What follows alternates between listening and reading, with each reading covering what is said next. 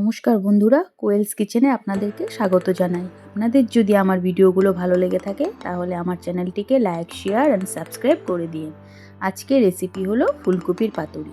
ফুলকপি পাতুরি বানানোর জন্য আমাদের দুটো কুচনো আলু, মিডিয়াম সাইজের দুটো কুচনো পেঁয়াজ, ধনেপাতা কুচি, টমেটো কুচি, কাঁচা লঙ্কা কুচি, হলুদ গুঁড়ো, ধনে গুঁড়ো, কাশ্মীরি লঙ্কার গুঁড়ো, চিনি, নুন ও সামান্য সর্ষের তেল লাগছে।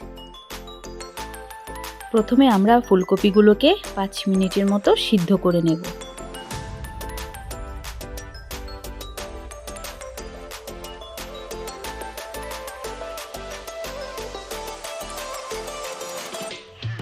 ফুলকপিগুলো যখন একটু সিদ্ধ হয়ে যাবে একটা পাত্রে নামিয়ে হালকা ঠান্ডা হলে পরে এগুলোকে হাত দিয়ে ভেঙে নেব। আপনারা চাইলে গ্রেটার দিয়ে গ্রেটও করে নিতে পারেন।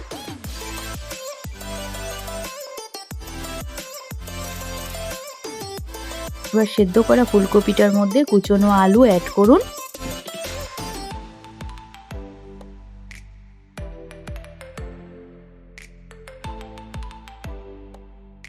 আর এতে টমেটো কুচিটা দিয়ে দিন।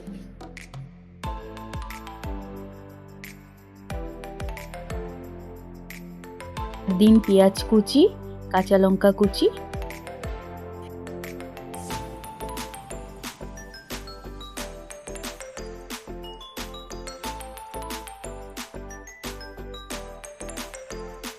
ধনেপাতা কুচি।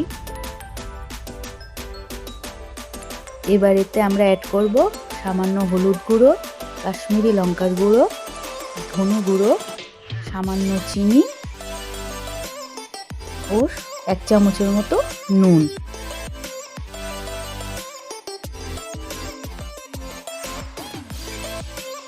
এবার ওতে সর্ষে পোস্ত পেস্টটা দিয়ে দিন ও কাঁচা সর্ষের তেলটাও দিয়ে দিন।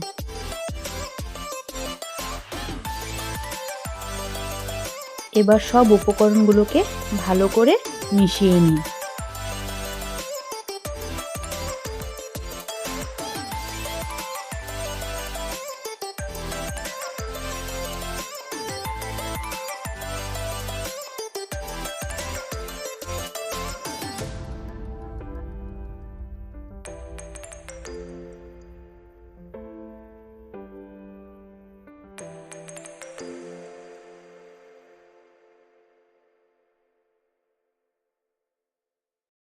এবার একটা কলা পাতা নিন, কলা পাতার মধ্যে সর্ষের তেল মাখিয়ে ফুলকপির মিশ্রণটা দিয়ে দিন।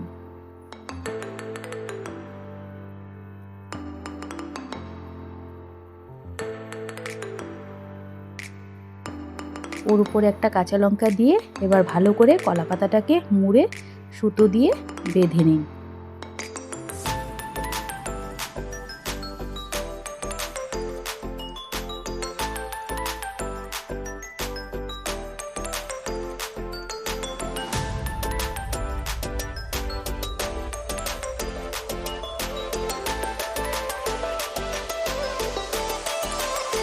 এবার প্যানের মধ্যে 2 চামচের মতো সর্ষের তেল দিয়ে দিন।